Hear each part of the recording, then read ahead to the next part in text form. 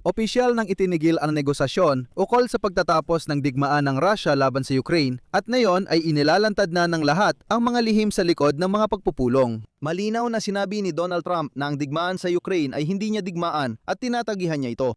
Sinabi ni Pangulong Volodymyr Zelensky ng Ukraine na pinapalakas ng Estados Unidos ang kanilang presyon sa Ukraine tungkol sa pag-atras ng mga tropang Ukrainian mula sa Donetsk region at kaparehong posisyon din ang sabay na itinutulak ng Russia.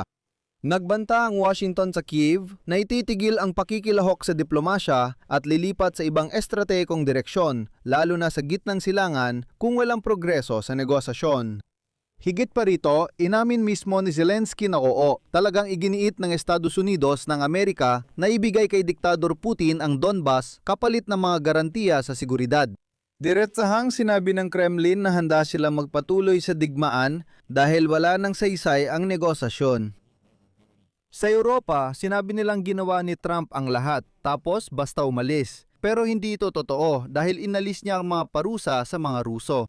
Ngayon, kinumpirma ng Pentagon na ititigil ang ilang supply ng armas sa Ukraine at ililipat ito sa gitnang silangan.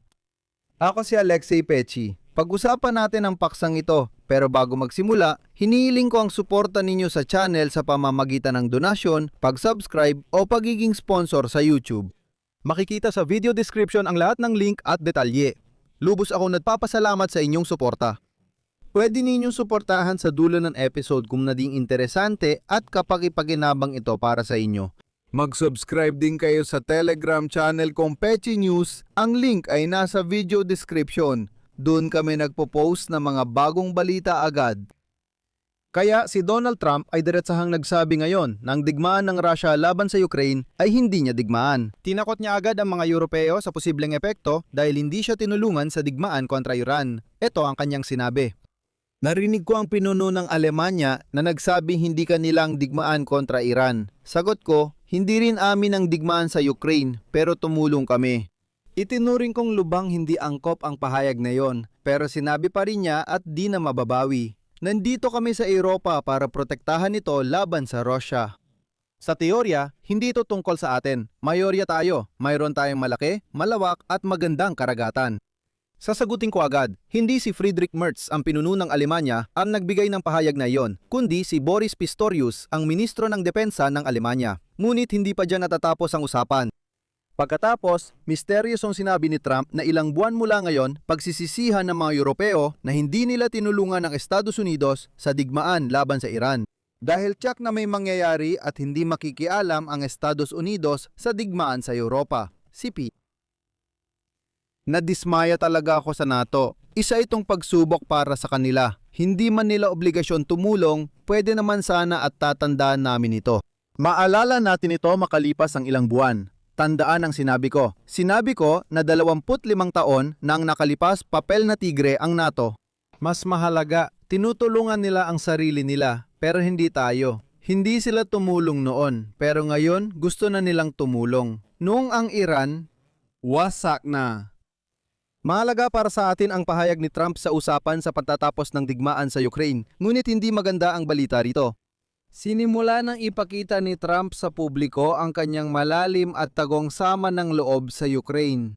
Nag-repost na yon ang Pangulo ng Estados Unidos ng material mula sa Just the News, isang online na publikasyon. Sa social network na Truth Social, kung saan sinasabi na di umano'y sinubukan ng Ukraine na makialam sa halalan sa Amerika. Tumutukoy sa kampanya ng reeleksyon ni Joe Biden. Noong 2024, ayon sa mga dokumentong hawak ng redaksyon, mga mensaheng na-intercept ng American Intelligence mula sa pamahalaan ng Ukraine noong 2022. CP. Na-intercept ng intelligence ng US ang komunikasyon ng Ukraine kung saan tinalakay ang plano ng pag-redirect ng daan-daang milyong dolyar mula sa buwis ng Amerika para sa pagpapaunlad ng malinis na enerhiya sa Ukraine na apektado ng digmaan na layong pundohan ng kampanya sa halalan ni noong Pangulong Joe Biden para sa 2024 at para sa National Committee ng Democratic Party. Ayon sa artikulo, diumano'y ang gobyerno ng Ukraine at ilang hindi pinangalanang empleyado ng gobyerno ng US ay kumilos sa pamamagitan ng USAID sa Kyiv. Nabuo nila ang planong ang US ang magpupundo mula sa kanilang budget. maglala ng tulong sa Ukraine na aabot sa daan-daang milyong dolyar. Ang parang ito ay di umano'y darating sa Kyiv para sa pagpapaunlad ng malinis na enerhiya. At alam niyo naman kung gaano kagustong-gusto ni Trump ang tinatawag na malinis na enerhiya. At mula sa Kyiv, hindi na pupunta sa malinis na enerhiya ang perang ito, kundi agad ibinabalik sa Amerika. Para sa kampanya sa eleksyon ni Joe Biden na ginanap makalipas ang 2 taon, ganun lang. Ayon sa plano, magagamit pa rin ang pera sa Ukraine, pero hindi lahat. Isang tusong paraan ito. At nakasaad doon na hindi posible ang mga bayad na ito. Kailangan sanang subaybayan. Pero sa parehong artikulo, nakasulat malapit sa dulo na si Tulsi Gabbard ay direktor ng Pambansang Intelihensya. Na parang kamakailan lang daw niya natagpuan ang mga ganoong mensahe. Ipinadala niya ito para sa beripikasyon, ngunit wala pa silang nakita.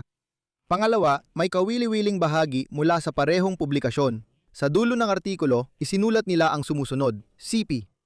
Mga source na malapit kay Pangulong Volodymyr Zelensky ng Ukraine, nagpahayag sila ng idea, tumulong, sa Department of Justice ni Trump. Sa investigasyon sa mga naunang pagtatangka ni Ukrainian oligarch Nikolai Zlochevsky na makuha ang pabor ng pamilya Biden.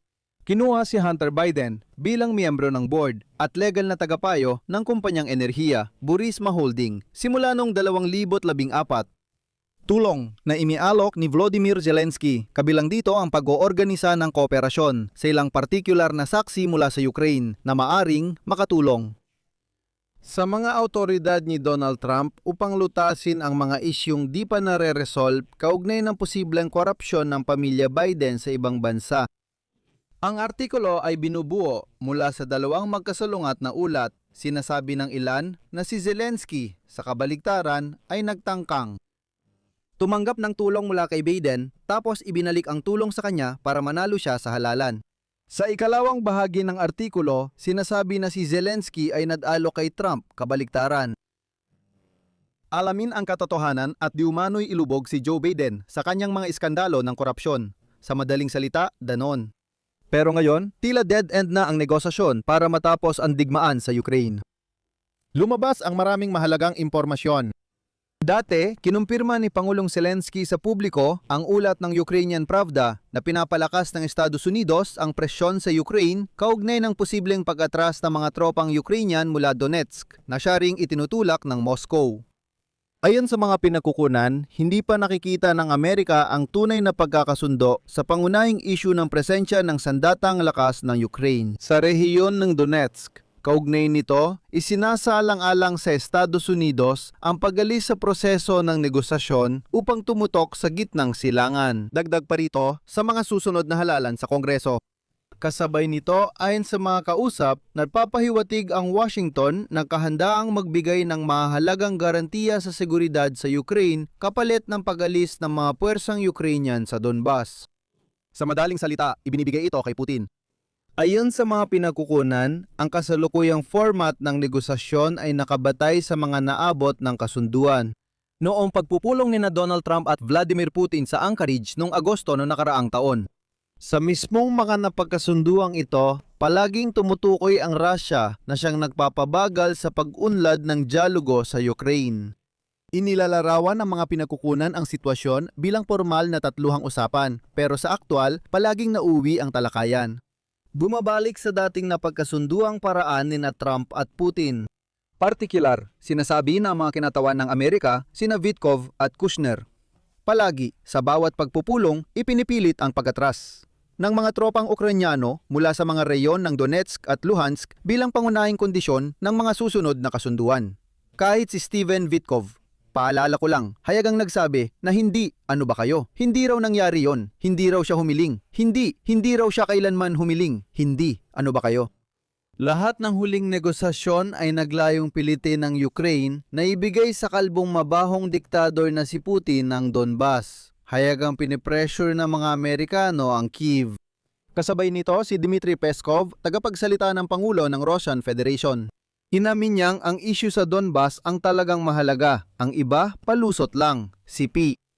Totoo naman, sa mga nadanap na round ng katluhang negosasyon, nagawa naming umusad ng kaunti patungo sa pag-aayos. Pero ang mga pangunahing tanong na mahalaga para sa panig ng mga Ruso ay hindi pa rin napagkakasunduan. Mga tanong tulad ng teritorial. Ito ang pangunahing paksa ng pag-uusap. Tungkol dito, wala pang anumang pag-usad. Hanggang ngayon, wala pa rin. Samantala, inihayag ng Pentagon na pinag-aaralan nila ang posibilidad na ilipat ang mga armas na nakalaan para sa Ukraine. Papunta sa gitnang silangan. Naubos ng digmaan laban sa Iran ang ilan sa pinakamahalagang bala ng Estados Unidos. Pagkatapos, opisyal na kinumpirma ito ni Trump. CP mula kay Donald Trump. Oo, palagi namin itong ginagawa at marami kaming bala, pati sa ibang bansa gaya ng Alemanya at buong Europa. Punong-puno ang mga imbakan namin doon. Minsan kumukuha kami mula sa isang lugar at ginagamit sa iba. Halimbawa, inaalis namin ang nakalaan sa Ukraine at ginagamit laban sa Iran. Ikwento ko ng mas detalyado ang scheme na ito sa susunod na episode. Kaya mag-subscribe, pindutin ang kampanilya at huwag kalimutang mag-like. Paalala mga kaibigan, kung gusto ninyong suportahan ang trabaho ng YouTube channel na ito, maaari ninyo itong gawin sa pamamagitan ng anumang pinansyal na suporta sa kahit anong donasyon, subscription o sponsorship sa YouTube.